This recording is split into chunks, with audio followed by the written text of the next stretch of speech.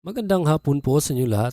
Narito na po ang resulta ng 2 PM draw ngayong Lunes, March 23, 2026 para sa mga games na 2D Lotto at 3D Lotto. Kung bago ka pa lang sa aking channel, pwede kang mag-like, share, at subscribe para updated kayo sa mga PCSO lottery results araw-araw.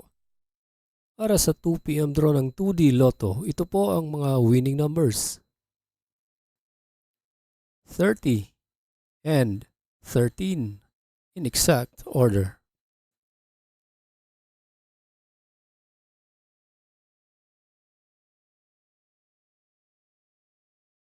Para sa 2 PM draw ng 3D Lotto, ito po ang mga winning numbers: 1, 5, and 5 in exact order.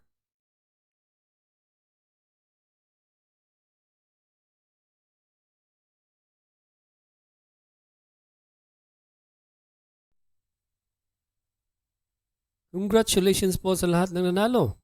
At kita-kits po tayo mamayang 5 PM draw. Thank you for watching. God bless us all.